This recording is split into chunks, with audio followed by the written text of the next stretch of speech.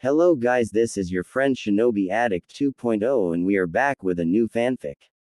Which is What If Naruto x Mikoto Uchiha x Konan Part 1. And if you enjoy this fanfic then please press the like button and subscribe to my channel for more fanfic like this. And now let's start the fanfic. He felt drained, physically, spiritually, just everything actually.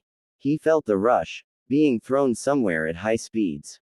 Feeling the pulses of pain shoot up his body, the stinging and burning sensations appeared across multiple points on him. He knew he came to a stop. The seemingly simple task of opening his eyes to inspect his surroundings was a monumental objective. Naruto's eyes fluttered open, like timid agonizingly slow opening of doors.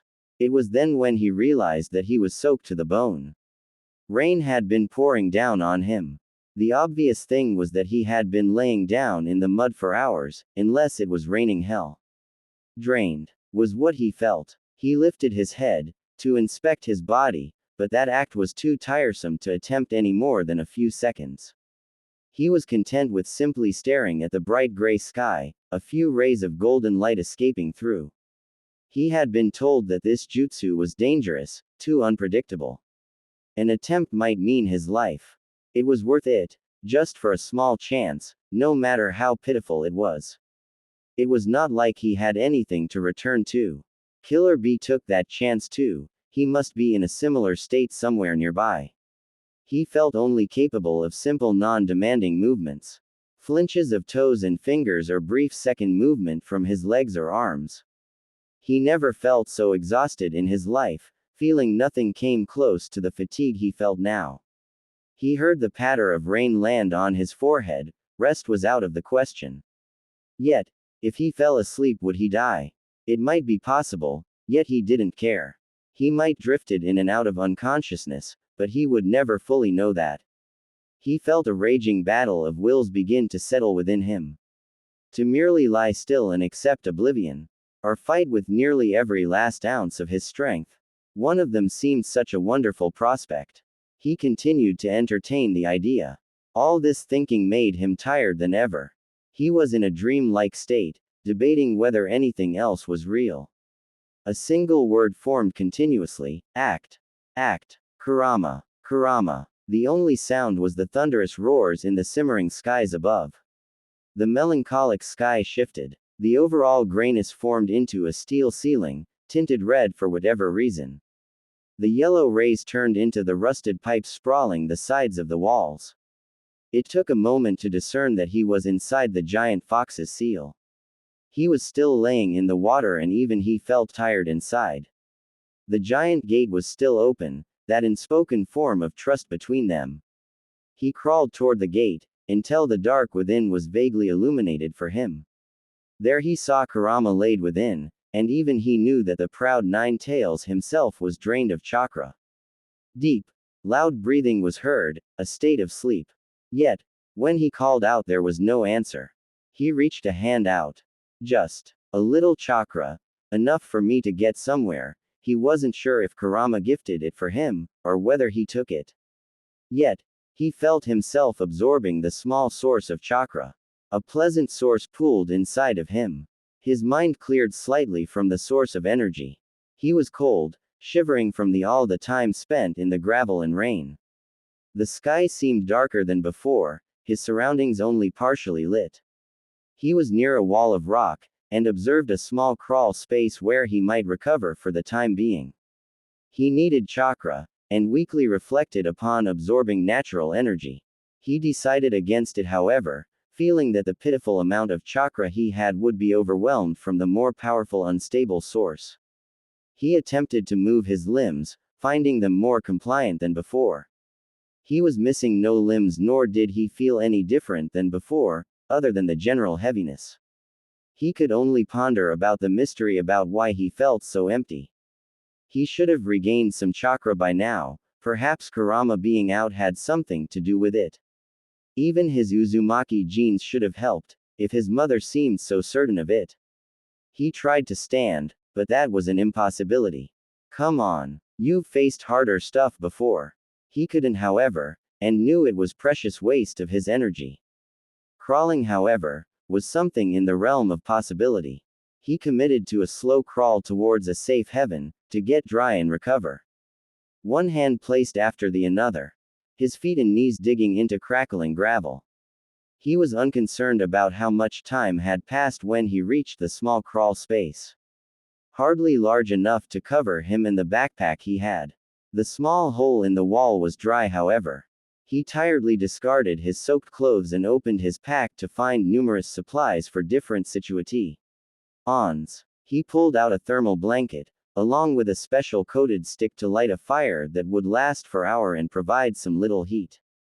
He forced himself to snack on some food he had brought, even that made him tired. When he finished, he devoted himself to rest. Sometimes, he would awake in pitch black, where nothing could be seen, an all-consuming darkness. Only, the sounds of falling rain made him at ease, reassuring him that he hadn't passed on. There would be light out at times, and he would continue to eat whatever food he found to regain his strength. He wasn't certain if hours passed, or whether it was days. The only thing he could discern was that he slept a lot. Each time he awoke, he still felt that perpetual exhaustion. Much like the rain, which gave no indication of stopping. It might have stopped at some points in his sleep only to resume, it didn't help his passage of time. Every time he awoke, he found himself less delirious. It became apparent that he was alone, he saw no sight of his fellow companion. Damn, where are you, Octopops? Then, finally, Kurama stirred from his slumber. Naruto, finding himself in the familiar walls once again. One of his last remaining companions, a giant nine-tailed fox. Hey, you're awake, Naruto tiredly reflected. He was sitting down within the seal staring at Kurama. It gave a massive yawn, baring its fangs as it did so. How long? It stretched its limbs out, but still stayed in the same position. He didn't know how to answer that. If I know, I've been waking and passing out, it could have been days or hours. Quote. Kurama looked perplexed, his deep imposing voice bellowing in the air. You've got hardly any chakra, the same could be said of myself. How much do you think? It might have been 2 days, at the very least, he replied. If it's been that long we should have been back to full power. Hearing the damaged pride in his voice was almost funny if it didn't affect him too. I know. It's like, I don't know, my chakra recovery had been disrupted. But we're still getting some of it back, more slowly maybe. I was so exhausted I probably would have died if I didn't take some of your chakra to get inside here. He was quiet then, and Kurama seemed to know a question he was dying to ask. There was a silence before it roared loudly.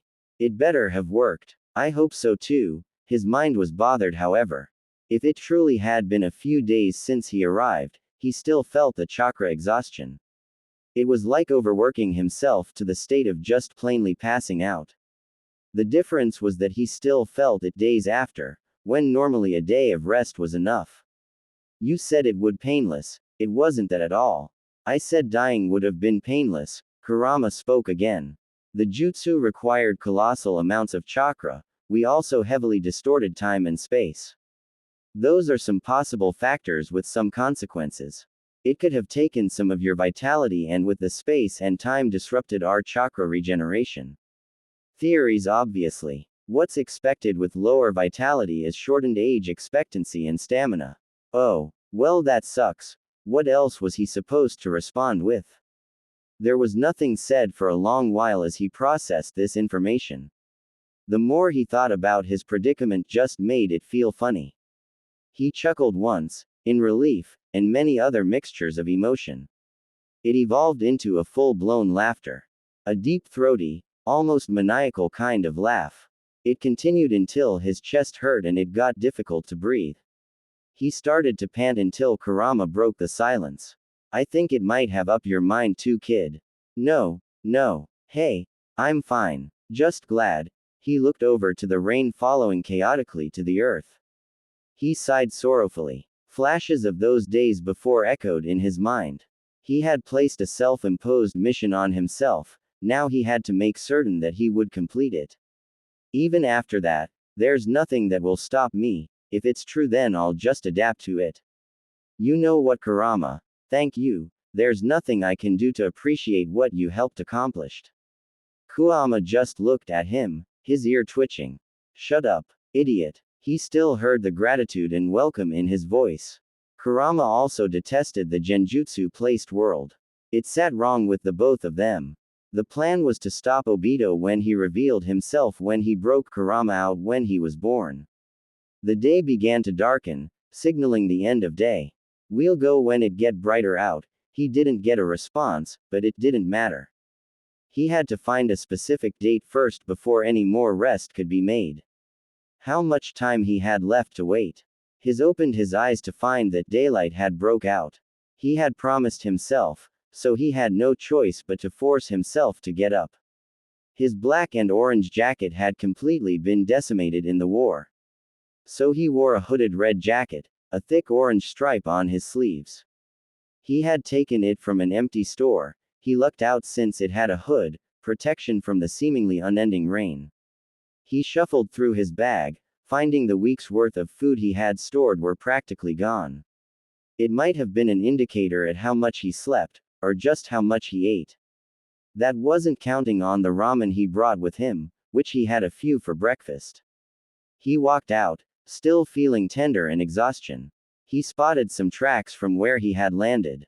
He could see some marks of the several places he had fallen and had skipped across from where he originally landed. He found a road nearby, and decided to take a random direction and set himself on the path. Where's Octopops? Maybe back where he was at this time, you wouldn't exist yet, still in your mother's belly. I don't want to hear about that. He shivered and focused on walking. We'll have to meet up with him eventually somehow. Quote, the longer the time passed by, he noticed, the more he grew anxious. The landscape, and the weather all pointed out that he wasn't anywhere near the land of fire. It was all too unfamiliar. He couldn't recognize any sort of surroundings. It became apparent that he did not wind up anywhere near the Leaf Village. Especially after when he saw a sign that pointed towards a town he didn't recognize. He rubbed the nape of his neck, wondering how much time he had left until Obito made his appearance. He pressed on towards the site of the town, to find any indication on his whereabouts. He once again heard the rumbling of the thunder overhead, which oddly, didn't really sound like thunder at all. He focused on the sound, the unnatural length and randomness of it. His anxiety strengthened, realizing that it was distant explosions sounding beyond. His pace quickened, slow steps into a jog. The faster he got to the town and figured out where he was, the better. His eyesight caught a scuffle being exchanged in the center of the road. A smaller figure with a more larger one. He sprinted as fast as he can towards the two. The rain gliding past him. No, it's mine. Hearing the cries of a girl. The larger one harshly kicked her in the stomach, knocking her to the ground. He ransacked the pack that had fallen, clutching it desperately. Get the hell away from her. As Naruto flung a small stone directly at the figure and hitting him squarely in the head. He was knocked over, yelling obscenities. He picked himself back up, clutching his skull as he stared at the direction the stone was thrown. Naruto placed himself into a stance in preparation for a fight. Suddenly, the guy cowered and ran for his life, discarding the pack in his haste. He took a deep breath, feeling almost slightly worn out from the running and sprinting. A fight with another shinobi would likely tire him out. Confident that the person wasn't going to return, he walked past the whimpering girl to pick up the pack. He found nothing of interest in the pack, some empty wrappers and an half-full water bottle. He closed it and returned to the girl and dropped it in front of her. She wore a large dark blue hood that hid her face. Are you all right? He asked softly. She made no attempt to speak and only the rain was left to fill the void. Why yes. So quietly he almost didn't catch it. Good. I got your bag back. He kneeled down and shook it in front of her to prove his point. She made no attempt to grab it, and continued to sit in the mud. He rubbed the nape of his neck, wondering what he should do. The right thing was to ensure her safety before he continued on his way. If there was something that mostly cheered him up, it was ramen. It had been a while since he had eaten, and the girl might know the specific date. There was still a large distance from the town, so it would certainly shorten the time. Hey, do you want to give some hot ramen? He pulled up 2 cups of ramen, extending one so that she could see it. Having chosen not to reveal herself. That always makes my day, might just be me though. He had heard a gasp, and a flash of her blue hair appeared briefly. She reached out to grab it, only to hesitate. Are you sure? Hearing the anticipation and fear in her voice made him frown. Of course. Why wouldn't I? He asked incredulously still. Ramen was to be eaten with some hot water. Come on, let's get out of the rain and eat this. He inspected his surroundings and found the nearest tree large enough to shield them from the rain. It was close enough to the road. She was still staying in the same spot as he made a small fire to boil the water. Her gaze looking to where he was. Aren't ya coming? He asked. She picked up her bag and made her way. He heated up a metal canteen bottle he carried to boil it. All his gear was made for camping out, to hide away until the time was right. He also had some Ryo to replenish them. Up until October 10th, she sat across from him as they waited for the water to boil. Another strained silence filled between the duo. What's your name? Mine's Naruto.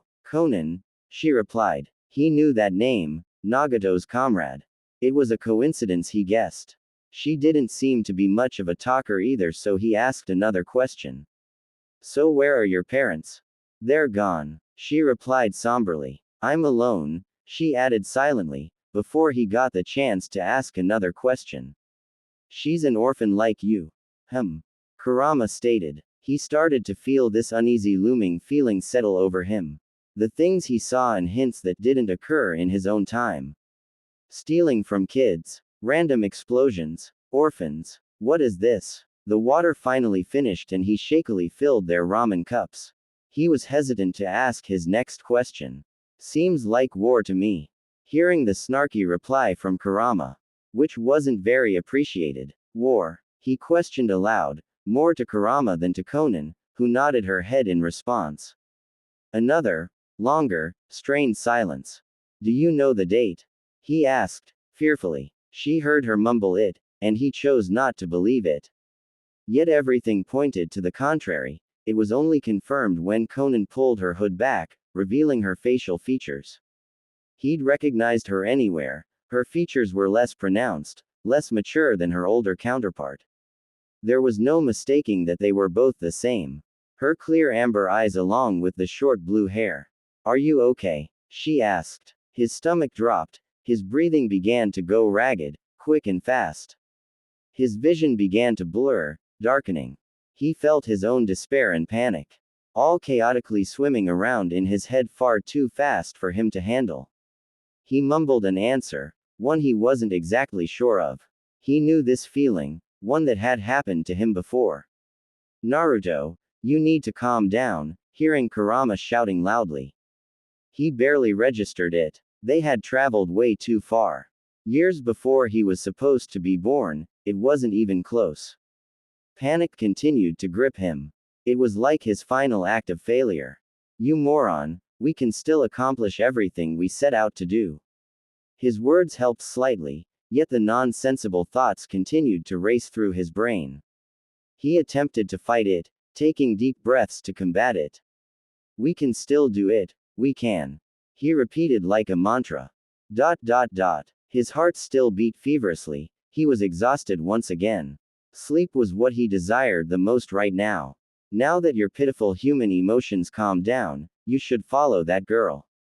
The one with Rinnegan will eventually show up. We will change things eventually if we do. He couldn't particularly think clearly, so he was thankful for Kurama's guidance. Okay, I got it. Like everything will never happen right. Time had certainly passed, that's for sure. Whether or not he cared was up in the air. He had laid down on the grass, merely listening to whatever sounds that were being made. Like the smooth applause of thunder, the droplets hitting the ground, or Konan snacking on her second cup of ramen. She ate heartedly, eating the noodles with gusto. He might have been happy about that if it wasn't obvious that she was starving. She looked rather content with stuffing her face with food. He faced the sky again, the occasional drop that landed on his face that the tree couldn't block. He had spoken at length with Kurama about various subjects. Because of the massive inaccuracy of the time-traveling technique, as well as the huge requirement of chakra, using it again would likely make their situation worse than it was. With the absence of Killer Bee and the current state of war, it was likely that the Eight Tails container wasn't anywhere near his village. So Konan, how old are you? He asked. 13. It was a bit surprising. Geez, were we that small when I was her age? He distinctly remembered being one of the shortest ones before he traveled with the perverted sage. Oh, well, I'm 17, well, very recently too. That's nice, you're practically grown up, huh? She asked. He looked over to her, eating the ramen she held. I guess, but you're older than your age, right? She looked down at her soup, ignoring his question. He was correct, however. Even his fourth shinobi war made feel much older than he was. He was a participant, and some of the things he had witnessed would never leave his mind. He was a shinobi, however. From what little he had known, Konan and the others were just plain civilians. An orphan from the war. Do you want some juice and another cup of ramen? He asked, finally sitting up. She smiled slightly. A bit weird. The Konan he knew was significantly more serious, filled with even more loss and hardships. He could never have pictured her smiling. He brought out the ramen and the last juice box for Konan, heating up more water for his favorite food. It's been so long since I ate this much juice too, I could never get this. She commented rather happily. It was almost a shock to him. Nagato had described their conditions. All the death, the orphans, the lack of food. It was different to witness it firsthand.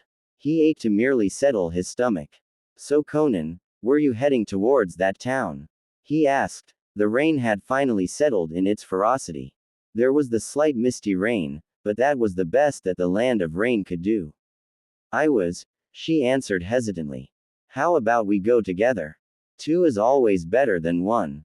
He looked forward, towards where the town lay. He guessed he had to lie. Telling people he was from the future would give some unwanted attention. If anyone would have believed him. She looked perplexed at the question.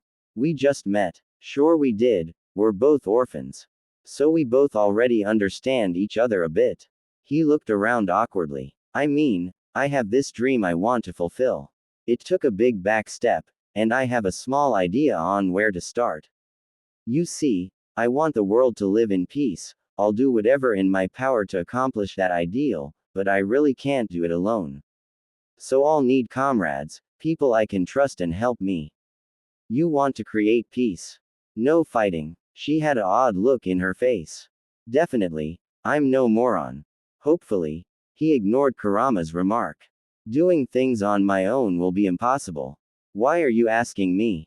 She asked. Well, to start, I have this good feeling about you. I think you'd be a really skilled kunoichi, not much of a feeling if he knew about it. He had heard of her skill by some who had seen her. She was also a part of the Akatsuki. So Konan, would you like to learn how to become a kunoichi, to fight and defend yourself? To join me in trying bring peace and understanding to this world? Quote, I'm thankful for what you did, really. I have nothing against you, it's just I'd much rather not trust every person I meet. Even though I just did accept your food. She looked like she was ashamed of herself. How desperation pushes you. Cautious, smart, probably more so than you, hearing Kurama comment. That's exactly what I mean, you're smart, it's how you survive. Hell, I got lucky I got someone to teach me how to fight. I'm extending the same courtesy the old man gave me. You want to teach me how to fight? She asked. Yeah, even if you don't want to help me find cooperation between everyone, that's okay too. You can go whenever you like. She was in deep thought. I know it's very silly to ask, but can you promise me that you'll stop all this fighting? That's my word, I can never allow myself to back out on it. I know you don't trust me just yet, but I sincerely hope we can be friends eventually. Friends always have each other's back, he said rather proudly. She stared for a long while. I guess. There always have to be some sort of trust, even in yourself to get something done right. Quote. He smiled. Well, then, how about we get going towards the town then? Naruto looked around as he walked through the town. The market had little number of people going through. The town was moderately sized, probably housing several thousand people. It seemed like AIM liked to compact their towns, as many buildings were several stories high. He looked into his bag, which he had filled with food along with Konan's. He pocketed the rest of his money into his own frog wallet. This money will last us a little while. He thought of the possibilities of how to obtain more food later on. Apparently no one was hiring or looking for help, as an orphan was kicked out of the store by a shopkeeper. The orphan had complained that it was the last place to try and make money. Other shops seemed to be closing, from lack of business or moving somewhere safer. He wanted to help, but Kurama had said to leave him be, since sooner or later they too would be in that position. They would have to steal when they ran out. He enjoyed a half of a popsicle, the other half he had given to Konan. It was a slightly expensive to even buy. I don't remember how sweets tasted like, she said rather happily. He looked around the town he was in. It was in pretty bad shape. The war hadn't reached here yet, but the numerous homeless, refugees and orphans was staggering when they had first entered. They seemed to have set up camp at the edge of town. It was much less so when they entered the market district. The Fourth War was much different than this.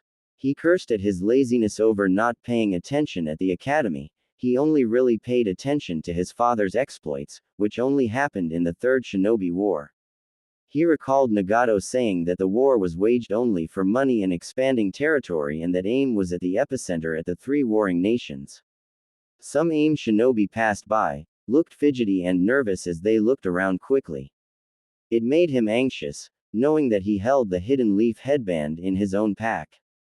There was no way he was going to get rid of it, a precious gift from Iruka. Even if the original cloth was wrecked, the metal band had sentimental value. Okay, find Yahiko and Nagato and then the perverted sage, then. Well, he supposed he could cross that bridge when he got to that stage. He had also bought a small tent for Konan, stored within a ceiling scroll. He yawned. It was nearing dusk as the orange in this distance showed. He and Konan were nearly outside the town. He spotted many beggars and camping refugees along the outside walls of the village. He stopped, seeing the tree line in the distance. He stood directly outside the gates, and a feeling crawled up his spine. The sobbing of a toddler stopped, and all he heard was his own breathing. Konan questioned him, but he couldn't hear it. He saw several AIM shinobi standing guard over the refugees, suddenly casting glances towards the tree lee. Nay. He heard the branches being swept aside, the piercing of leaves. There was many, straight and with a target in mind. A volley of kunai and ninja tools pierced through the brush of the forest. He spotted the trailing pieces of paper behind them. Hissing ferociously, shinobi leapt out from the trees and were already making their way. There was so many innocents around him, all about to be caught in between. He didn't have to think about it. He acted upon instinct, to protect them. He called upon his companion's chakra, and he felt the power swell within him. He extended his arms, a larger and further reaching limbs appeared, catching the thrown kunai. Remembering the smaller and untrained Konan, he turned to her, shouting to run. Her eyes wide open, she flinched from the violent explosions and he felt the vibrations course through his bones. Muted screams pierced the air, and the people began to flee for their lives. Running through the gate that was present, he saw Konan beginning to follow the crowd before he turned his attention to the trees. His shut off the connection to Kurama's chakra as a shinobi reached him. He ducked beneath an attempted slash. Naruto kicked him in the ribs and he flew back in the attacking force's ranks. 3 more replaced the one and engaged him. He went pale when he saw their headbands. The leaf symbol engraved on their steel plates. Defending himself, he swiftly and skillfully evaded a punch before delivering an elbow hit to his attacker's face. He tripped in another one with a sweeping kick. On his own knee, he captured a fist aimed for him, and he was quickly caught in a struggle. He broke free by kneeing him in the stomach. Before anything else could be done, he was launched away by a jet of water. Catching himself in the air, he rolled on the hard concrete road before he quickly used his momentum for a running start. He shook his dizziness away as sprinted away. He looked behind him, some leaf shinobi trying to intercept. The pitiful amount of guards were already overwhelmed, but more aim shinobi came to help. His pursuers were stopped by the reinforcements. He sprinted, reaching a decent speed as he passed by panicked civilians trying to distance themselves over the inevitable battle over the town. Naruto desperately searched for Konan as he heard many explosions sound around him. Some leaf shinobi had already infiltrated, engaged in a battle and causing destruction around them. Her well-being was his priority. He felt the blood flow quickly in his veins as adrenaline coursed through him. He already saw several people laying motionless on the streets, explosions echoing, destroying his surroundings, rubble falling from above as they struck several innocents. He saw the leaping forms of shinobi jumping over the roofs of buildings. The wail of an alarm blasted through speakers hung around the streets, adding to the chaos. He shielded his face as an explosion sent debris firing across the street. Children and villagers alike screamed in terror as they ran away from the conflict, only to meet more ninja clashing with one another. He heard a roar, crackling and crumbling as he noticed a building began to lean vicariously. The crowd began to disperse near the leaning frame of concrete. Several people stumbled and fell. The building shadowing over them as it tumbled. He raced ahead, creating shadow clones to rescue them. He hastily grabbed one of the people that fell. He held on to an old man as he barely escaped the mighty crash. It caused a tempest of dust and he could barely see as he raced out of it. Naruto set the old man on his feet and felt the memories of his shadow clones enter. The others were safe and he didn't bother waiting for the thanks from the elderly man before trying once more to look for Konan. Racing by several streets, before he finally spotted her. She was picking herself off the ground and someone her height beckoned to her by an alleyway. He quickly came and picked her up. She was surprised to see him before turning to the other kid. "Come on, I know a good way out of the village," he shouted. The street they were on was already clearing. "Hurry, before someone spots us." He definitely knew him, at least his face. A person he was looking for and had technically fought on one occasion. "Let's go, Konan," he ushered her towards the boy he knew was named Yahiko. "It's a sewer, yeah, but we should be able to get out safely through here," the orange-haired boy explained. He led the way with a small flashlight through the darkness. He heard some voices echo in the tunnels. "Don't worry, those are some people that I helped earlier. It's like a maze down here, so I made some signs that pointed the way out, gesturing towards an example. I was bored a lot so." "Ha, these kids are clever, no wonder they survived," Kurama commented. Naruto heard the vibrations made above. The two younger ones he was with showed their nervousness in subtle ways. Their shallow breathing and constant looking over the slightest noise. He kept his senses on the lookout for any potential attackers. They slowly trudged through the muck and pathways. He definitely avoided touching the walls or anything in particular. "Where's your pack, Naruto?" "Huh," raising his shoulders, only to find the weight he carried was gone. He paled in his realization that he had lost it. "Damn it, that had nearly everything we had." He clenched his fists in anger. "I must have lost it." He muttered several more curses as they walked. It wasn't much longer when he heard the constant dripping of rain hitting the sewer they were in. "This is it." When they finally stopped, an arrow pointed upwards. A ladder was beside it, leading to the gray sky above. He jumped up, landing outside and inspected his surroundings. Just a grassy field with several pairs of footprints leading towards who knows where. There was the distinct lack of sound from the direction of the town. The obvious was that the fighting had reached its conclusion. hearing the clinking of the ladder being used as he waited above. He helped Konan from out of the tube, along with Yahiko himself. "Thanks," he said, still clutching his hands. He smiled and shook his hand in greeting. Name's Yahiko. He was shorter, around Konan's age, wearing a large gray overcoat to protect him from the elements. He had a backpack that he carried. "Naruto," he replied, shaking his hand too. "Let's get the hell away from here before we do anything else right." He nodded, and Yahiko led the way to the nearest road. Naruto roused himself from sleep. He looked over the sleeping forms of both Yahiko and Konan.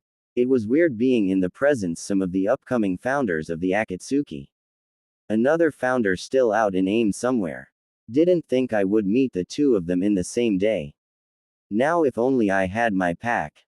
There was no fire, as they wanted to keep a low profile.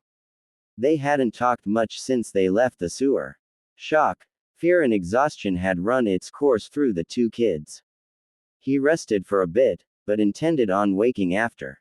He crawled out from the cave he was in, stretching his muscles when he did. He thought back on what happened in the village. It was relatively peaceful before absolute chaos broke through. It was horrible. The numerous innocent bystanders that were struck down. He recalled the moments when Neji was killed right before his eyes, along with other shinobi killed by the wood-style attack from the Ten Tails. It was an entirely different experience to see the deaths of powerless civilians against ninja. They were harmless. He looked over to his fellow orphans that lay asleep. This is what they grew up in. The middle of war. It unsettled him to see his fellow village shinobi take the lives of innocents. Either mistakenly or intentionally. He took a deep breath. It was probably premature to think that something was wrong with his chakra. Hoping that it would at least normalize in a couple of days. If only he knew how long since he arrived in this time. Right now he focused on returning to retrieve his bag. Valuables and other things he needed to help with the time ahead. His chakra was still fairly pitiful. He hadn't had any time to recover, plus the clones he created to help the civilians sort of halted him. He had no choice but to get that bag back. His exhaustion wouldn't stop him now. He sat outside with some protection from the rain. He merely sat down, contemplating. Hesitantly, he formed a shadow clone and felt a drop in his chakra. Before it was so plainly unnoticeable. He formed a Rasengan next and he noticed he had to put more effort into it. He took a calming breath and attempted to mold some chakra, even that took a bit of labor. So I sort of have this disability, huh? He really did hope it was temporary.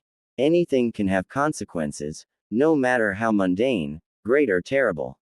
Kurama commented. Since when have you become such a philosopher? Since I became your brain.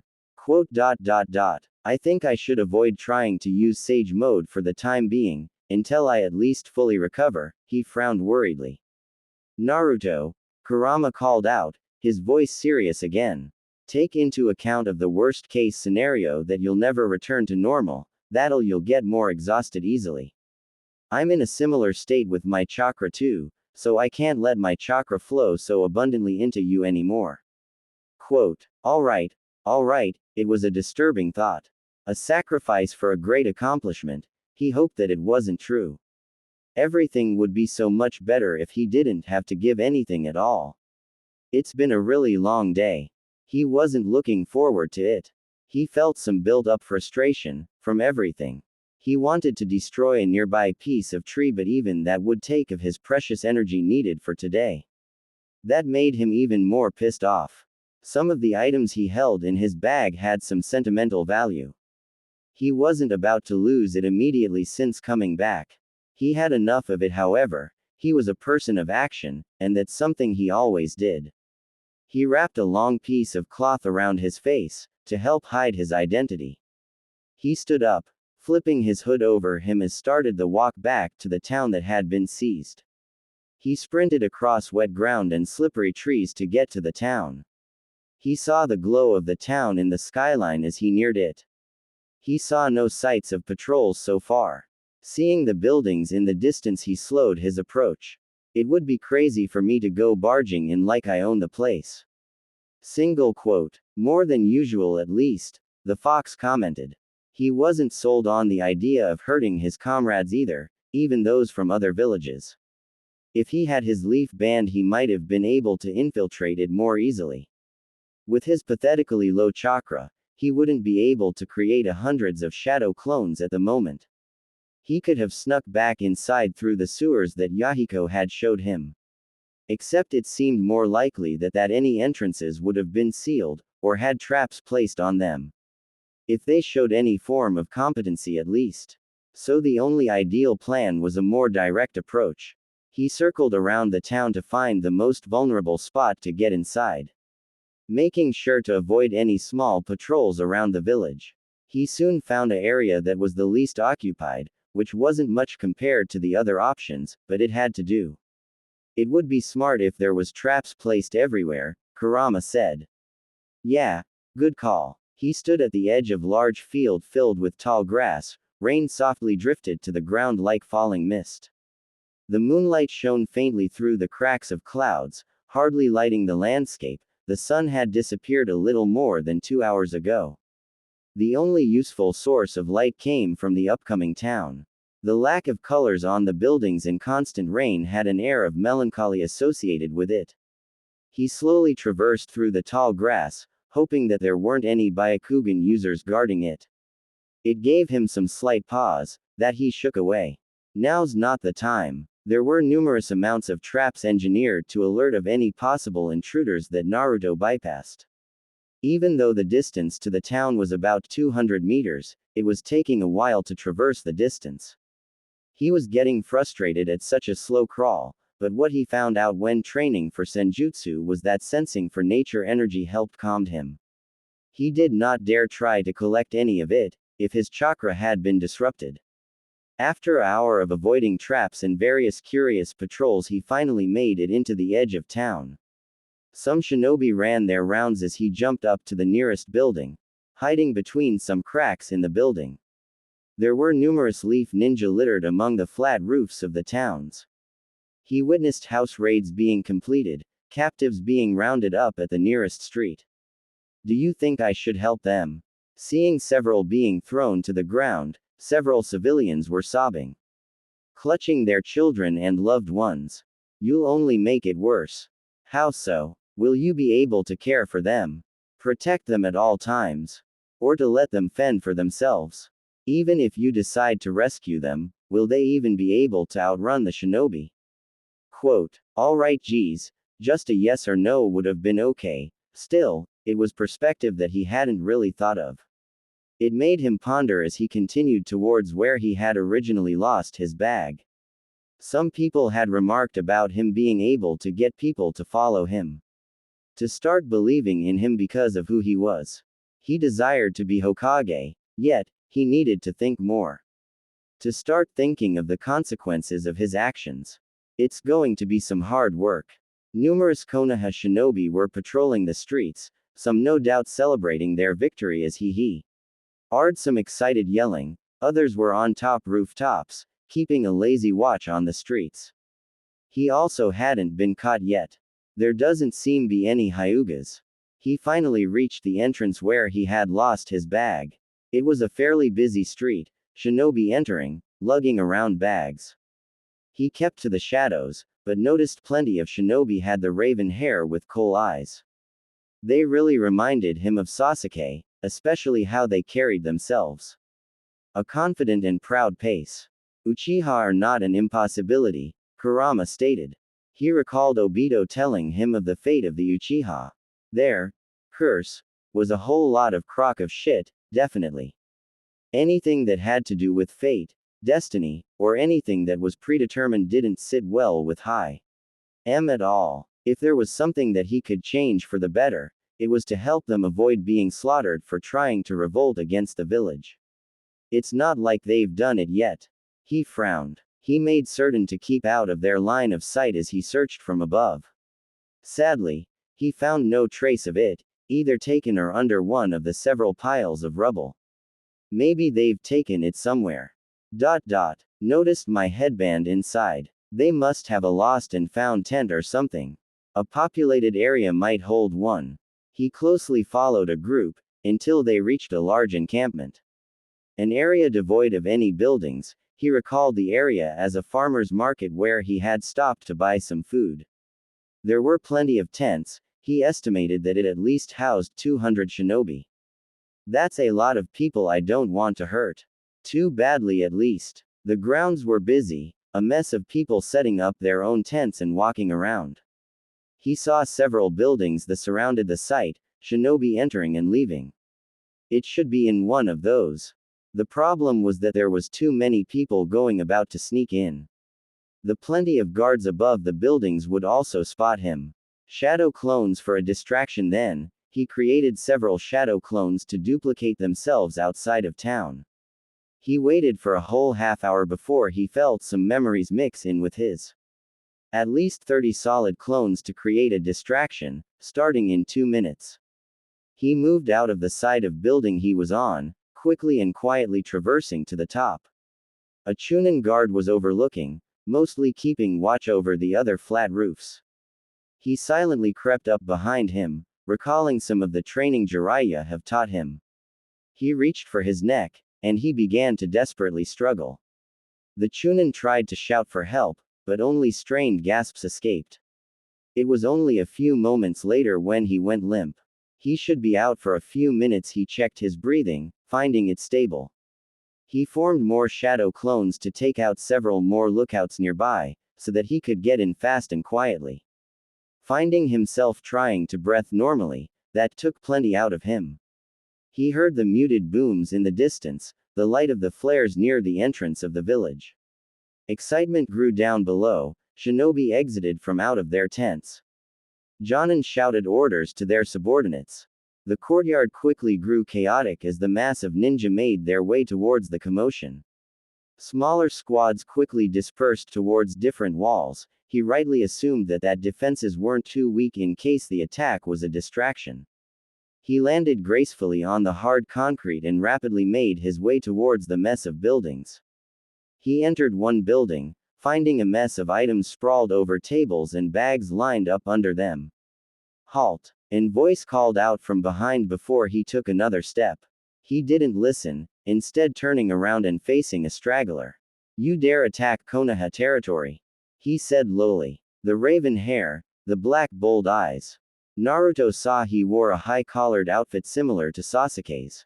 He saw the symbol of the Uchiha embroidered on the jacket. His next words were condescending. You're infiltrating. Stops here. An Uchiha, right? Think you need your Sharingan to stop me? Naruto questioned. It'll take less than 10 seconds, he responded, confidently. In Naruto's point of view, he could only blink dumbly at him. Thanks, he saw his clone sneak from behind and engage him. He lay on the floor unconscious a moment later. Wonder if they are all like that bastard Sasuke. As he stared at the drooling mess that the Uchiha was. He was too easy though, Naruto commented. He wondered if all Uchihas were like that. Sasuke could at least back his claims. Yup, was he really talking to himself? He created more shadow clones to help him search, along with the other buildings nearby. By then he felt winded from today's exertion. He turned the place upside down to find his bag. Every second crawled. Any moment they would realize his ruse and he would have to fight his way out. In his present state, even that would be difficult. Memories poured into him, his clones not finding any sign of his pack. Even after a more thorough second search. Ah, shit, he screamed in frustration. He needed more supplies for Konan, himself and Yahiko. He quickly scrounged up more supplies as quickly as possible. Feeling all his clones dissipate when he finished. It was too late to find his stuff. At least he had Sasuke's headband in his tool bag, as well as his father's kunai and a copy of Jiraiya's book. Plenty, but Iruka's headband was also important to him. He sprinted out the door and climbed up to the top of the building before rushing across the rooftops. Most of the rooftops were empty, most likely gone to support the walls in the outer area of town. The gentle fall of mist transformed into large heavy droplets. As he was closing in on the exit, he saw another form suddenly pop up on the opposite side of the roof. He stopped with a skid, sighing in annoyance. She was small, slender and lithe. He faced a kunoichi. She wore a chunin flak jacket and konoha hita 8 in its rightful place, black pants that fit snugly and a katana that hung behind her waist. She was fair-skinned and had medium-length wet black hair that was tied into a high ponytail that reached her neck. She had long bangs that were on the side of her face, and partially covered the Hittite and just above her onyx eyes and nose. Seeing her wet heart-shaped face, and determined black eyes. "You're not going anywhere," her voice revealing her confidence. A voice that Naruto found lovely. "This isn't the place to think about girls." Single quote. Luckily the heat in his cheeks was hidden by the cloth he wore. His opinion of her went up a margin when saw the swirl of the Sharingan in her eyes.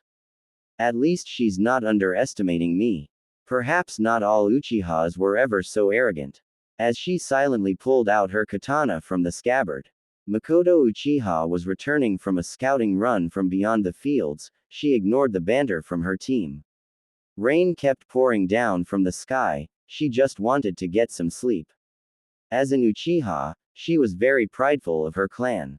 An exception was that preferred not to boast about it because being best friends with a loud and brash redhead had stopped her from that. Something about sticks up Uchihas, and many other crude insults. She wondered once again about how she got to be best friends with her. She already knew the reason, of course. When her mother had died, Kushina's energy and upbeat attitude had really helped her out of her depression. She was always taught by being an Uchiha that wielded the Sharingan would grant her superiority over others, and that the clan should come first and the village second. She felt somewhat conflicted in her ideals. Kushina and her boyfriend Minato believed in the village came first for them. But they don't belong to clans. It may have had more effect on her if they were. She was proud to not have the arrogance that the vast amount of the Uchiha clan had, something that Kushina was responsible for. It did not mean she wasn't confident. I wonder if she's doing well. She was stationed in the Land of Rivers, along with Minato to fight Suna Ninja. I hope she's doing okay. They stepped into town after some light convincing and passwords being exchanged. She was thankful their run had come to a close, only for it to be broken by the sound of an alarm and flares lighting up across from town. "That's from the east entrance," her Jonin captain claimed. "Uchiha, inform HQ of the status of the northern sector." "Okay," she replied, before they all jumped towards the commotion being caused. Already a counter-attack. She quickly traversed a nearby building to the top. She was probably more skilled than the other two Chunin she was with, but she wasn't very well liked by him. Nonetheless, she had a command to follow, and the faster she completed it, the faster she could help defend. She couldn't but muse whether his distaste for her stemmed from her eyes or from the general attitude from her clan. The rain seemed to have picked up the pace, making her damp hair even more soaked than the gentle mist-like rain. She disregarded it and continued on her way, eager to meet any resistance from the possible attack. She moved past the center buildings, taking a slight detour to avoid wasting time on the larger buildings. She saw movement up to her left. He's heading away from the attack, and isn't wearing the standard attire. She moved to intercept him, moving faster than him. Stopping in front of him on a wide but small roof, he quickly joined her soon after. She scrutinized him, and quickly reasoned that he was infiltrating or had hid in the town since he wore nothing identifying of Konoha shinobi. It was almost uplifting to see some color in a gloomy setting of gray and drab colors. He wore a red jacket with thick orange stripes on either side of his arm along with orange pants that didn't mix well with the gray texture of building. Seemingly fond of the color orange if its frequency was of any indication. She saw the blonde hair that hung over his serious and annoyed cerulean eyes. Immediately, an image of Minato conjured up in her mind. She wiped her thoughts away and was prepared to kill him, activating her bloodline limit. She couldn't see any outward reaction. Because of her clan's infamy, most shinobi were generally intimidated. This guy, she felt uneasy from his lack of reaction. Not even a flinch. Her eyes caught no subtle movement, like he was made of stone. She saw the muscles under her eyes raise. Is he smiling? She held her ground, trying air her confidence. His eyes showed eagerness but no form of hostility. Annoyance was still present, that only angered her. No games, huh? At least you're not like the other one I ran into. Oh, don't worry, that guy is completely fine, no one's in danger as far as I know. She attempted to cast a genjutsu, it worked. Only for it to fail immediately. What? How did he catch it so quickly and with no hand signs? She could obviously see the amusement in his eyes. Genjutsu won't work on me, sadly. Quote. They hadn't moved an inch but Mikoto could feel her palms getting clammy. He completely believes in himself. His body language was one thing, but his fiery eyes were another. He held no doubts in himself and held an aura of clear confidence. Mikoto could believe that he had the skills to back him up. She took a deep breath to calm herself. I guess genjutsu is out of the question. His eyes watched her closely, scrutinizing every movement. I'd like to hang out some more, but you know, I'm a bit tired from today. I don't think you can understand it. Plus the whole lot of angry shinobi in a few short minutes, he said lightly. It was clear that he was waiting for her to act first, so she would gladly humor him. I'm an Uchiha, she said to him. Although more to herself to help calm her nerves. We're one of the elites of the Hidden Leaf, raising her katana at him. Everything has a weakness. Sending chakra to her feet, she quickly crossed the distance between them. She brought her sword in downward diagonal slash, which he quick blocked with his kunai he held with his left hand. Undeterred, Mikoto kept pressure on her blade and used her flexibility to try and land a left kick to his head, which he quickly blocked with his right forearm. She quickly retreated only to dive back in to deliver more strikes. Her Sharingan captured his precise and experienced movements. She heard the clings of metal scrapping against metal as he redirected or blocked her strikes. It's like he's playing with me. As he hadn't even retaliated. She jumped away and sheathed her katana. I'm no master at kenjutsu yet. Once she landed, she quickly closed the distance once more. She threw punches which would only get deflected, but she noticed she had the advantage as she put him in a defensive state. Except she could not land any solid hits, even with the help of her Sharingan. He started to retaliate, throwing hard punches that she blocked. She was sure that it would leave bruises in the morning. Taking inspiration for Kushina in their spars, she threw a left hook, which he blocked with his left hand. She was able to get a firm hold on his wrist. She punched with her right fist, and predicting his movements with her Sharingan, watched as he went to block her fist while she went for a kick to his ribs. She put his foot force and her kick landed, although the only reaction was a grunt as he reacted with a kick of his own. She retreated before he could land it. I won't be able to win with taijutsu either. His attacks were punishing. Whenever she blocked an attack, it made her numb. In their brief scuffle, she was only able to land one solid hit, and it didn't even seem to have winded him at all. He could have done the same to me. Why didn't he grab me? Grabbing a few shuriken in her pouch, she threw it at him. She jumped back and still in mid-air she completed a few hand signs. She inhaled only to exhale her clan's signature jutsu. A violent fireball that covered the expanse of the roof. With the small distance, the large fireball quickly approached him. There's no way for him to escape. The bright flame would no doubt alert anyone nearby. Just in case, she quickly placed her right hand on the hilt of her blade in a reverse grip. Once it dissipated, she noticed a hole in the roof. What's up? She heard behind her, almost playfully. She had already twirled around, quick drawing her sword to slice him. She heard a loud slap. Even with a quick draw, he held her blade between his palms, despite how much force she attempted to put through it. It didn't budge. He heaved a weighty sigh. That's good enough. I'd enjoy a little spar, but I'm a bit too tired of all this, perhaps some other time. He said, not one that conveyed a condescending tone. Even she struggled to end his life, or to wound him. It was then some of her fellow shinobi came. First, a blinding light flashed before her eyes quickly adjusted. Her eyes captured the massive fireball heading towards them. Far too large and too quickly for her to escape. She continued to keep pressure on her blade, making sure that he wouldn't be able to move. He peered behind, those moments far likely shorter for him. He was unworried, his expression changing into something more serious. He seemed to erupt in a wildfire, yet her eyes captured the chakra that formed around him. One hand released her katana, and she felt a strong tug on her sword, unbalancing her and causing her to lose her grip and managing to take it from her. His other hand raised up as if to catch. She was flabbergasted when a giant transparent hand appeared and caught the giant fireball, crushing it out from existence.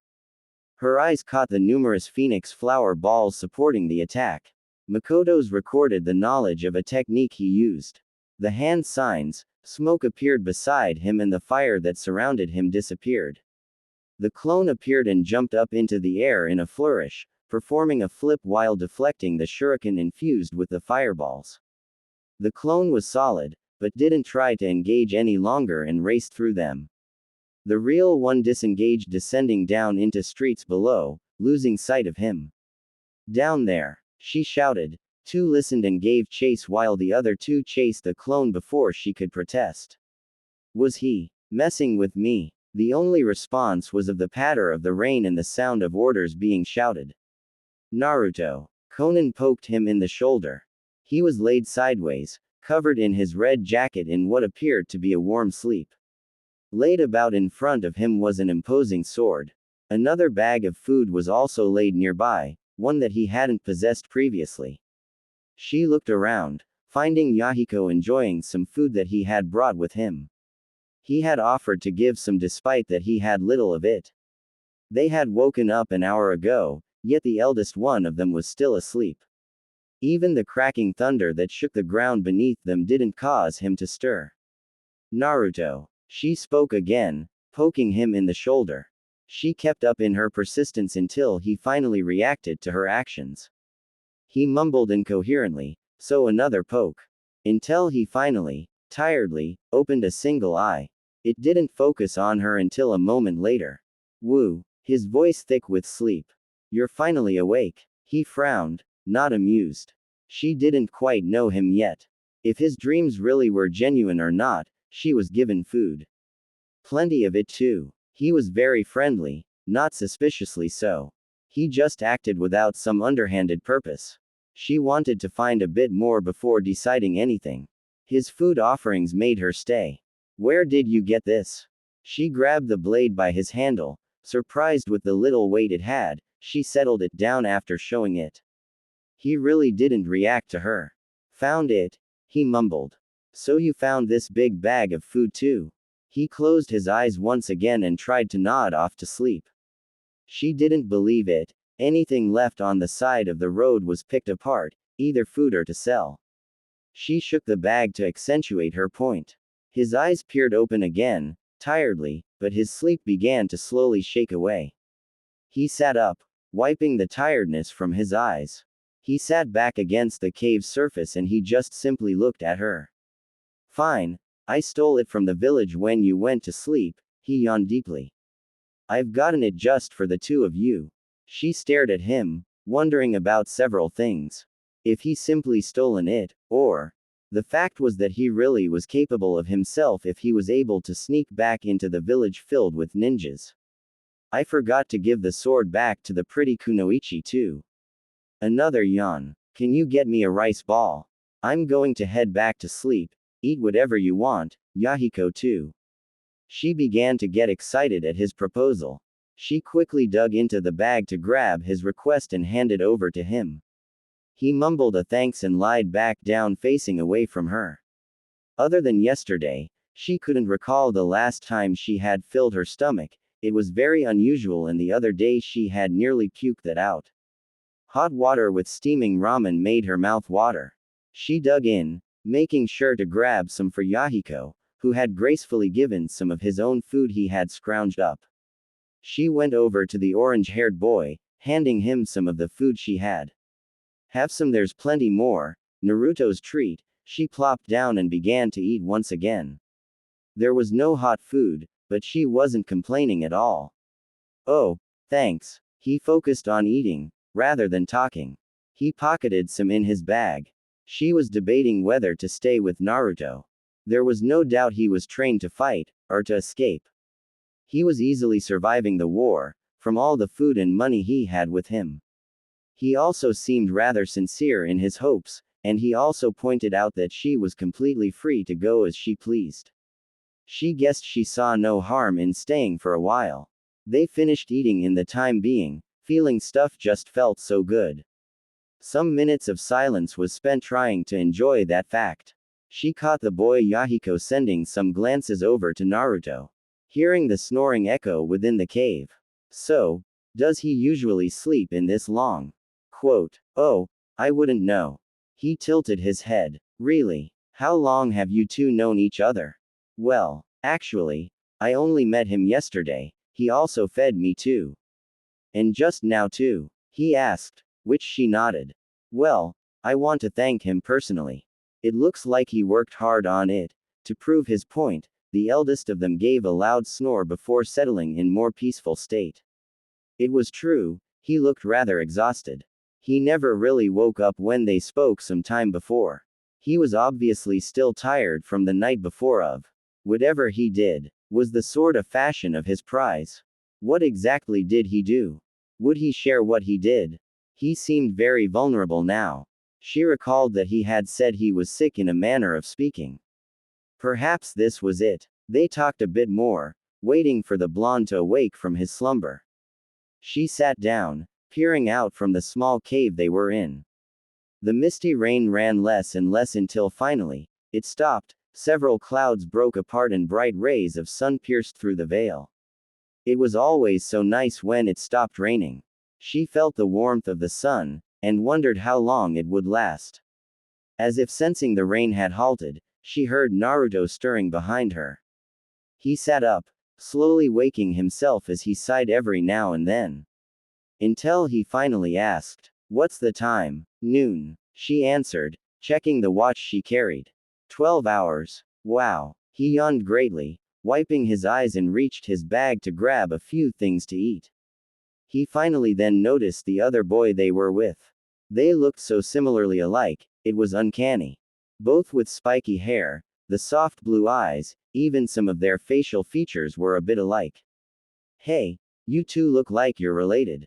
They both looked astonished at her comparison. Before Yahiko finally spoke, hey, I want to thank you for giving some of your food. Naruto looked oddly at him, like he was trying to remember him or something. No problem. Anything else? Now that he had mentioned it, it was a little odd to stick around for just a thank you. So you know how to fight, huh? You said you snuck into the town before. Naruto continued eating, looking satisfied. Sure did. How did you do that, by the way? She asked, seeing as they were on the subject. They weren't expecting me being alone, or so soon. They were setting up camp, one guess. He finished eating, taking out some clothes and a shirt from the bag. He started wiping the blade with the material before ripping the shirt and wrapping it around the sharp steel. Yahiko looked intently focused. He didn't seem to be paying any attention as to what the blonde was doing. What are you? She began to ask. Me. I'm just making sure there's no water on it. I want to make sure it doesn't fall apart before I return it. If I ever do, that is. Besides, I'm not the kind to use something like this. You want to return it? That didn't make much sense. Then she remembered his peace talks. Following that, she could assume that he hadn't killed anyone to obtain what he had returned with. I hope I get to, as he wrapped the sword with linen. There was a sort of unassuming air that he carried. She liked to think that she was good at finding lies. Konan cemented the idea that he really was a good person. So you know how to fight, right? Yahiko finally spoke, his expression displaying strong intent. He spoke again before Naruto got the chance to reply. How did you learn? Naruto stared blankly. His wrapping of the sword was finished now. He was merely content with laying back against the rock wall. Quote. This old guy taught me, well, before he was murdered, he said rather emotionlessly. Yahiko's eyes gleamed with excitement. Hey, I have pretty neat idea. Well, it involves you teaching us, but will you teach me too? Then we can all watch out for one another and stuff. You know, be friends and all. She was surprised, undoubtedly. All she had thought was to survive another day, and really, that changed just now as thoughts were towards when the next meal would come. No one had ever offered her food before either, yet these two had.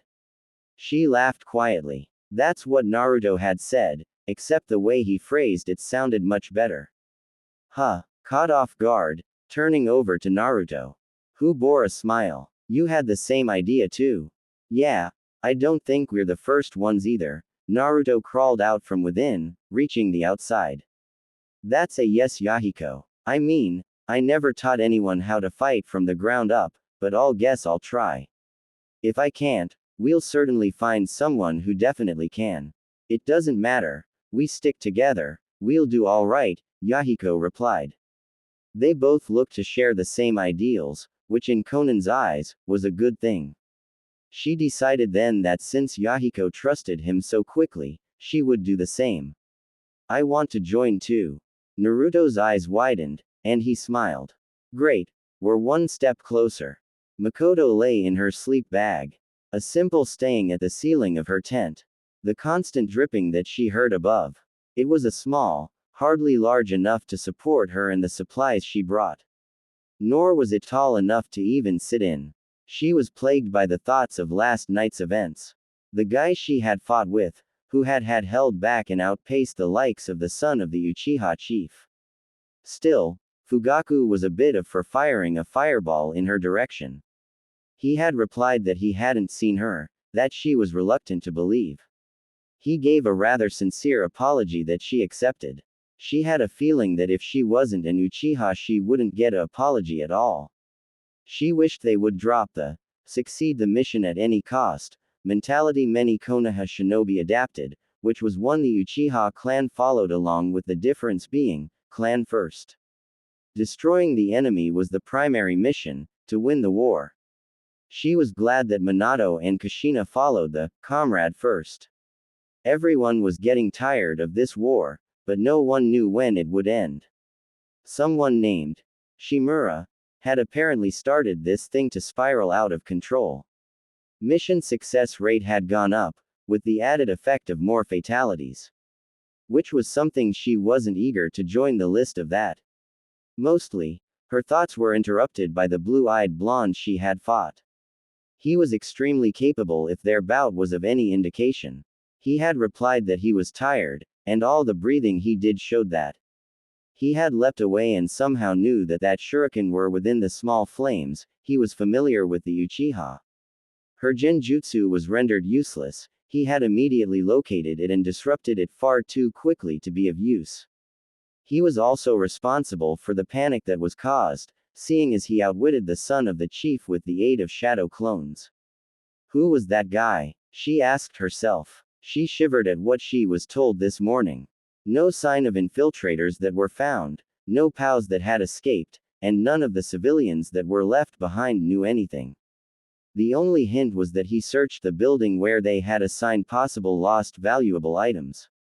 The entire town had been on lockdown alert, no one leaving or entering until a possible cause was found. No one saw him enter and he had completely rendered a dozen of Chunin, and even some Jonin unconscious. All were stationed around the lost and found building. It sounded impossible that he had done it completely unnoticed. All were completely unharmed, save for a little bruising. He could have killed so many single-handedly. Me as well. He made this entire company look like fools. She heard the kicking at the flaps of her tent. Mikoto. What is it? Can I ask your help for something? Mikoto noisily climbed out of her tent. She stood up to see Akira, older but still fairly small, with the same height as her. She was fairly plain looking with short blonde hair that reached her shoulders. She wore a Chunin vest with dark blue pants. She was part of the squad she was assigned to. An acquaintance to Mikoto to say the least. What for? She asked. Help find my bag at that a lost items thingy or whatever, she explained. Mikoto was sorely tempted to turn her down. Except one of Kushina's last words were, "Find some damn friends," and Akira was only one of the only people who would approach her other than her fellow Uchiha. Mikoto knew many of the Uchiha clan, but she didn't want to associate with many of them because of their arrogance. "Sure, lead the way. I need to find my blade anyway." She hoped that the blonde discarded her katana and didn't steal it. "Thanks," she happily replied. They walked together towards a set of buildings. She really hoped that he hadn't stolen it. "So did you hear that one guy knocked out our sentries yesterday?" she asked. "Yeah, I actually fought him," she replied. She waited for her usual response. "Oh, how did it go? How did he look like? How old was he? Was he cute?" She hoped that last bit was more of joke than a serious question. They haven't known each other for long, but Akira did like to talk about boys. "At least she's competent enough. Why do you want to know? He's the enemy. He can't be that bad if he hadn't really hurt anyone. Came in, went out without doing a whole lot." She couldn't really argue with that. Even when she fought him, she did not particularly feel in danger. Not to mention that she felt he could have ended her immediately. She sighed either way. "I wouldn't know what he looked like, he had the majority of face hidden. I can only say that he had blonde hair and blue eyes. It really reminded me of Minato Namikaze." She cooed. "He's really a looker, isn't he?" She had to agree. That didn't mean she would ever verbally acknowledge it. There was talks about how he was an prodigy, so he was well known within the village. He had become a Jonin early on, a testament to his skill. She wasn't one, yet. They passed through the sights in town quickly, finding the building of the lost items. They entered. She had overheard that this was where the perpetrator had been seen, and also subdued an Uchiha. "So what's your bag look like?" "I'm not sure. Seriously. What? I just got that bag. Anyway, there's supposed to be a tag inside." "You're so forgetful." As Akira wandered off towards the assortment of bags and other large items in the corner, she herself went to the weapons that were sorted neatly in the center of the room. Despite several inspections, and closer examinations of similar blades, she couldn't find it. She fumed internally, before reasoning that it may take a while to appear. She would have to keep checking afterwards to see. She hoped that her sword hadn't been stolen by the blue-eyed guy. She dragged herself towards Akira, who was still searching. "Found what you're looking for?" Quote, "No, I didn't. Hopefully it turns up." So, she waited, wondering what she was going to ask as she opened up a pack and took a quick look inside. Setting it aside when it wasn't her friend's. "Given thought about your future?" Akira voiced. "Your meaning?" "Meaning? I would like to have a family one day," she replied. "Oh, I haven't really given it much thought. I mean, you're 17, right?" Surprised by her question and answer. She was mostly occupied with trying to survive this war. Heroics can wait. It was what the majority of her clan was focused on. Another was trying to be in worthy kunoichi, of that for her clan and village. It's for the future, obviously, not right now. It kind of gave her thoughts about what would occur if a kunoichi found out if she was pregnant during she was deployed in the war. If there was any consequences of that. It felt like she had been deployed for a lifetime, despite the fact that she served a year's worth of the war. Her thoughts and anything said by Akira was disrupted from the bag she had opened and read. There, inscribed on the tag inside was, Uzumaki. She blankly looked at it, making sure she wasn't hallucinating such a thing. "Uzumaki," she whispered. From what she knew, the Uzumaki were wiped out in the beginning of the war. The only one she knew was Kushina, and the only one in the village. Her curiosity piqued. She searched inside to find food, scrolls, and a most peculiar thing. A leaf village headband, stitched on a long piece of black cloth. Puzzled, Kushina wasn't stationed anywhere near her, in fact 2 days' journey south. It became apparent that it didn't belong to her. "Found it," Akira announced, displaying it for the world to see. Deciding that it was in Kushina's best interest, she took the bag and placed it around her shoulders. It likely didn't belong to anyone in her battalion. Konan walked alongside the two people she had met. She had never had some companionship before. She notably felt safer, but she didn't survive for so long without being wary. She looked at Naruto, who looked very contemplative, but occasionally would glance somewhere at brief periods. Perhaps it was something that she hadn't heard. He had said he was shinobi trained. The eternal like rain fell gently. She thought it most often fell harshly. It was a nice change of pace, like it was sign of a lull. There was some other refugees, but they kept to themselves on the other side of the road they walked on. Naruto. What is it? He asked, looking at her under the hood he wore. Is it okay if I ask you something? She saw Yahiko take a small glance. No doubt he would hear whatever there was to say because of how close they walking. Go ahead. I mean, friends ask each other things, right? And know each other, so ask what you want. There was plenty of things that she wanted to ask, but it felt rude to ask so many at the same time. Well, this dream of yours, how do you think we'll accomplish it? She couldn't quite understand how they would get it done. Naruto gave a friendly smile. Well, through what my godfather would say, he desired that peace to be achieved through mutual understanding, no violence, and to resolve Ate for each other. That sounds pretty simple, Yahiko replied. I want to stop this war. I do too, but I think it sounds pretty hard. Yahiko continued to talk, more fiercely. We share the same thing then. That's why I want to train. Hey, then that means we're partners then. Naruto seemed kind of happy about that.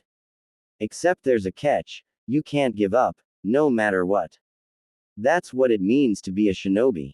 Having comrades beside you, supporting you, there's not a lot that you can't do together.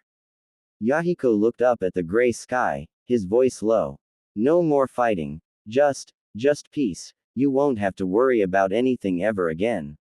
It sounded surreal. To her at the moment, seeing the hungry looks of refugees she passed, it sounded impossible.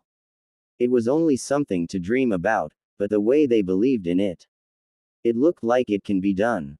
She vowed to herself that it would be her dream as well. They had walked a snail's pace to what he was used to.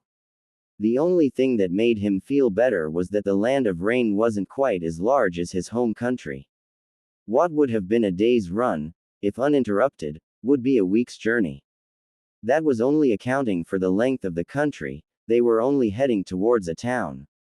He watched over the sleeping forms of Yahiko and Konan, under their shelter. If it can ever be described at that, which was only a slope of a cliff that hid them from the overhead rain. If a wind picked an unfavorable direction, they would awake drenched. Naruto mused that they would have made into the town the Yahiko had picked if they were shinobi. They weren't just yet, just civilians so far. They could not sustain themselves near a fraction as to what shinobi can. He had suggested that Yahiko pick their settlement, since he had no knowledge about the country, and Yahiko happily suggested their destination. It was somewhere further away from the war zones, at the very least danger wouldn't reach them for a while. Absent-mindedly, he found that he had his father's kunai in his hand. He didn't quite know when he picked it out of his tool bag. He fiddled it with, tracing the kanji that was inscribed on its handle. It looked worn already. He didn't know the technique, of course, but it was something to remember his father by. You ready to go? Minato asked. Naruto nodded, taking a deep breath at the sudden surge of power now that the full power of Kurama entailed. He looked at his dad, his Edo Tensei eyes still present. Like him, Minato had been able to escape with the help of Kurama. Yeah, Naruto sighed loudly. He looked at the blonde hair that hung just above his eyes. He picked up the bag at his feet. Kurama had said that they might end up a few months before he attacked. The side of effects of performing the jutsu was unknown, since immense chakra was needed. He didn't know if he would appear weeks or months away from the attack. Cheer up, Naruto. After all, you are my son, right?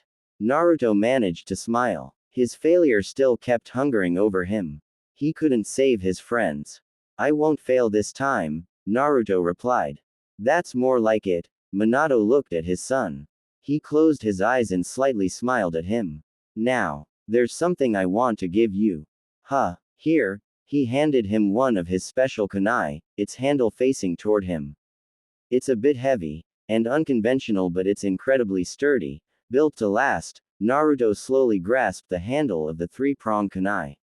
Its grip was larger than ordinary kunai and it had a faint yellow color to it. Thanks, Dad. He had left soon after. Minato didn't belong to the world anymore. He desired to be with his wife, Naruto's own mother. He had left knowing the world would be good in Naruto's hands. He felt the sting in his throat but controlled it quickly. He twirled the kunai in his hand, feeling like it would last like his dad had said. He thought about the first fight he had with it. He slightly smiled at the spar. The Sharingan girl he fought atop a roof, although short it gave a peculiar feeling. Kinda nostalgic. It reminded him of the fight above the hospital roof with Sasuke. Although with much less arrogance than what Sasuke showed. He was glad there was at least some Uchiha who weren't total. Prompted by this, he remembered some of the moments of when he fought alongside Sasuke against Obito. He shook his thoughts away. I shouldn't be thinking about the past. I guess the future. No, that won't happen. Damn, it's confusing. He decided to just call it a night and pulled his hood over his head to sleep. Naruto's eyes flitted open. He could feel his heart hammering in his chest. He controlled his breathing. He sat up, hearing the patter of the rain and took in his surroundings. He sat on a small worn mattress for one. He looked to his right to see Yahiko and Konan sleeping on their own mattress.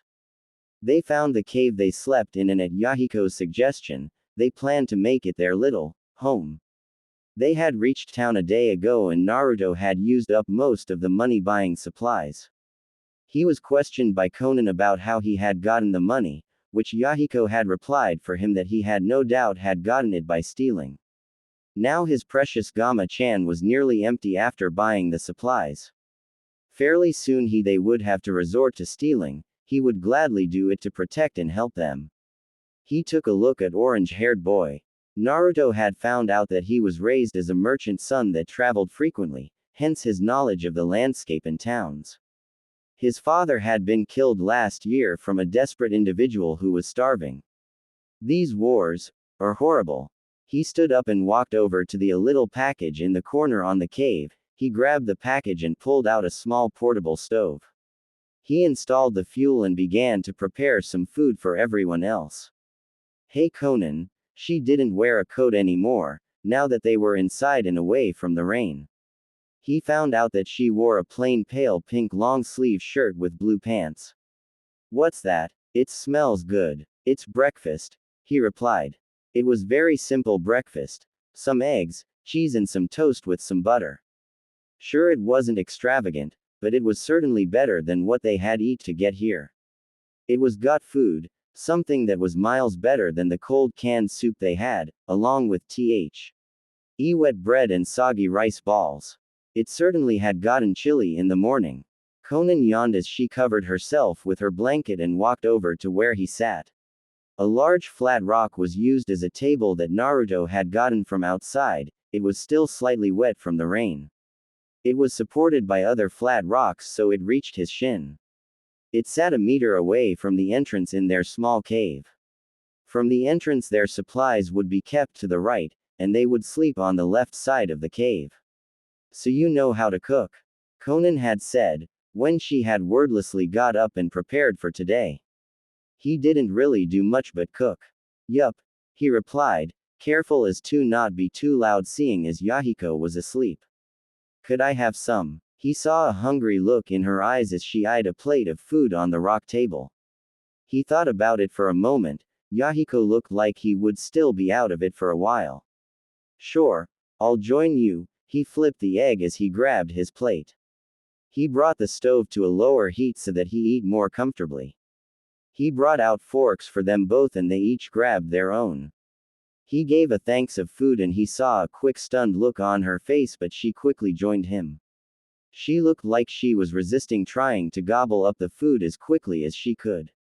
Hot food. I don't even remember I had them last. she said between mouthfuls. She ate more quickly than he was doing at the moment. Other than the ramen, he said, although that involved just hot water, a different kind of meal. Glad you like it, it's going to be like that for a while, he smiled. They ate in silence for a bit, the only sounds were from the rain, forks lightly scraping on plastic plates and along with Yahiko's loud snoring. Can you teach me how to cook? She asked determinedly. Naruto looked up at her and he quickly wiped off the surprise on his face. She was never taught by her parents, and she never had the chance to teach herself. Of course. He nodded. In fact, I'll show you right now. Huh. He ushered her to join him. Right now? Yeah.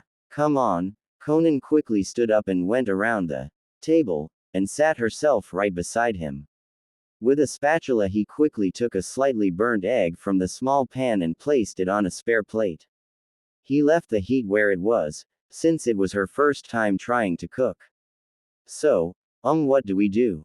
She asked. Well, put some butter on the pan with this kunai. He let her handle his father's kunai. That's too much. Yup, that's okay. She put the butter on the pan and it started to melt. What does the butter really do? As she eyed the melting butter curiously. Well, it doesn't make the food stick to the pan and it can make food taste better. She nodded in understanding and the butter started to sizzle. He handed her an egg. Here, make it crack on the pan. How? Like this, he mentioned with his hands an imaginary egg, on the edge of the pan. And then when it cracks, you split the egg with your fingers. Right, I'll try. She shakily brought the egg over the edge of the pan and brought it down, with too much force. The shell broke and the yolk came spilling out on stove, she gasped. Hey, don't worry about it, just try again, he tried to reassure her. He tried to hand her another egg, which was met with another shake of her head. We need to save our food, don't we? She asked hesitantly. Then how are you supposed to learn how to cook, huh? He asked curiously. About that, I'm pretty much out of money, but we can always steal. Quote, I don't know, I guess. Listen, I messed up a lot when I learned how to cook, you'll get better, promise. Okay, if you say so. She took the egg once more. Here's a easier way, break the shell over the pan with the kunai. Konan followed his advice, and smiled when it worked with no harm done. So when do I flip it? When it becomes more solid. There, now you can do it. She clumsily flipped it, which resulted in folding in on itself. It didn't matter all that much. It's ready now. It's not as great looking, Konan commented. Probably tastes just the same though. If you say so. How did you even make toast? As she looked around for a toaster, they didn't even have any power. With this, he showed her a metallic can, both with the top and bottom torn out. Some wire was wrapped around the top. He removed the pan and replaced it with the can. Just put some bread and it will be toast soon enough. She watched in fascination as he flipped it the other side. There. Now breakfast for Yahiko is done, so let's wake him up. I wonder when Nagato is going to show up. He thought absent-mindedly as he showed Konan how to cook some soup. Okay, so add the tomatoes now. She picked up the tiny cutting board filled with diced tomatoes and dropped into the soup. They had been here for 2 weeks now, their supply of food they had bought with his money was now depleted. It seemed his train of thought was similar to Yahiko. Now we gotta steal, the orange-haired yelled out. He sat himself down next to the table. It's the only way. Really? Konan asked, as she looked at him for confirmation. I think so too. I mean, we even tried to look for jobs, Naruto said. He knew it was inevitable. Along with Yahiko, they tried to at least find something. I mean, if we're going to be strong shinobi, we gotta eat right, you know. Exclamation mark quote. He heard some deep amused laughter from the being within him. That's pretty funny coming from you, Naruto. You ate ramen all your life. You can't lie, you pretty much ate solely ramen. Kurama chuckled some more. He felt embarrassed by that fact. It was true, however, even while with Jiraiya he hardly went a day with the stuff. Now you're thinking, Yahiko said. dragging him back to reality and not in the sewer whenever he talked to Kurama. Hardly any time had passed at all. This war had taken everything from us, it's only right that we take some of it back, right? So is that soup ready? I think so. Konan gave a questioning look to Naruto. Pretty much, as he checked the soup himself. A small comfortable silence overcame the three orphans. They sat and listened to the rain and most importantly, the hot soup. So Naruto, he mentioned for him to continue. Don't mean to pry or anything, but about your past. Where do you come from? Yahiko asked. At the request of Kurama, he had to make a backstory for himself. I guess I'm sort of like you. I traveled with some old guy, Naruto said. Both of the orphans listened intently. I guess you call him my godfather since he knew my dad since before they nodded in understanding. They were shinobi, right? He nodded. See this kunai? He pulled out of the unique kunai he was given before. This one belonged to my dad, it's special to me. Yahiko leaned in to get a closer look as well as Konan. Before Yahiko decided to interject jokingly. And you used it as a butter knife. Naruto couldn't help but laugh. It's kind of disrespectful if you ask me, the orange-haired boy continued, nodding to himself at his wisdom. Yeah, whatever, here's your bowl, he replied, settling the other one for Konan and himself. They ate quietly for the time being, taking in the quiet.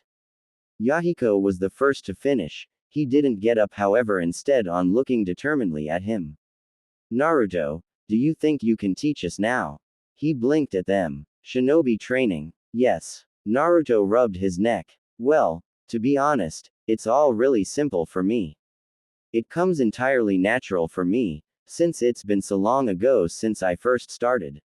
When did you start? I was first being taught when I was 6 years old. I was pretty good too, made top marks and all. Really? Top marks in what? At least what my master said in comparison in his class, he said he was top student too.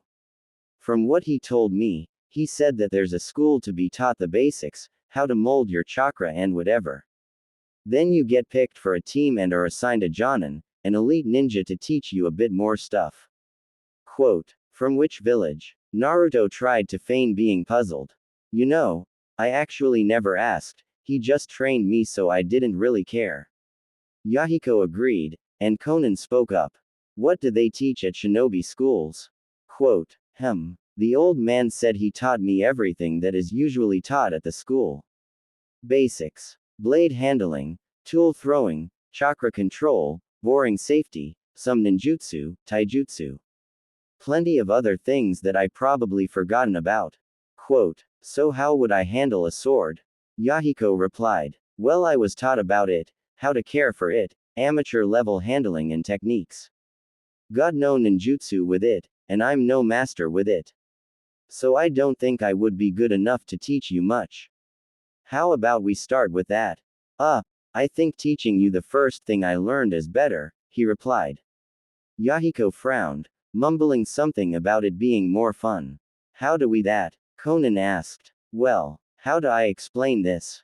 Naruto scratched his head. It's within you, you kinda have to meditate to find it. So you search, and once you find it, it shouldn't be too hard to bring it out. It's not the hardest part though, another is learning control. So, first step, find your chakra. Step 2, bring it out. Step 3, focus your chakra and try to control it, I guess. I was told that's the exercise what you gotta do until it becomes natural, like walking. Are those the steps you do every time you try to do something, like ninjutsu? Pretty much, but that doesn't count a whole lot of other stuff you gotta do after. Like what? He asked curiously. There was a lot of questions, and he didn't know how to explain it. Let's go there after. So the first year isn't much different than a civilian school, like math and grammar, history was about ninja mostly. They looked at him, like they were expecting something before he found something else to say. He taught Konohamaru the Rasengan and the Shadow Clone, but it definitely felt much different than it currently was. So, the first thing I learned is how to access my chakra, which I guess is the same thing you should do, do the tiger hand sign, which is like this, and try to raise it. I don't expect you to access it that easy though.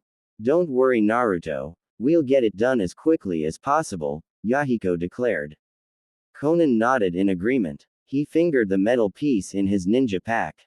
I'm sure you know this by now, but you're given this when you completed shinobi training. He took out Sasuke's headband, with the scratched horizontal line down the entire length. This one belonged to my best friend. Quote. He sighed. The others were silent. So he belonged to the hidden leaf. Used to, the line across means that he abandoned it. The two were silent. He never got the chance to get him to return. So I've been thinking, Yahiko started. If we do want be a group, who should be the leader? Oh, we'll all be one, like a company cages, he replied. I just wanted to see if you were on the same page as all, the kid mumbled. Hey, I think you should try and get started on accessing your chakra, so it becomes second nature. Then, well, I'll think of something when we get there. The next couple of weeks continued like that, Konan and Yahiko both attempting to access their chakra. He was still recovering his chakra, which made him frown. It didn't take nowhere near as long, a couple days at most. How long had it been? Weeks. Maybe if you weren't training every day you'll know for sure how long it takes for you to recover, Kurama replied, yawning. I can't help it, I can't really afford to stay rusty in a time like this. Sure, as long as you don't push yourself too hard. Yeah, he retorted. The thing was that he didn't really know what to do. He made sure not to use too much chakra when training. So when he returned from anything physical, he would just stand around, or lay down all day. Often he tried making a one-handed Rasengan. He was able to make one without the help of Kurama or a shadow clone. Except he still needed both hands. There was a lot of downtime, waiting for whenever Nagato should. If he would at all. He wasn't even sure if they were in the location where they would meet Nagato. He was able to steal some rubber balls, some of which was laying around in the cave. Yahiko was playing with one right now, as he laid on his bed and throwing it into the air. He wanted to create a one-handed Rasengan. That was thing that he had always worked on nearly every off day. Just a suggestion, maybe you can try sealing.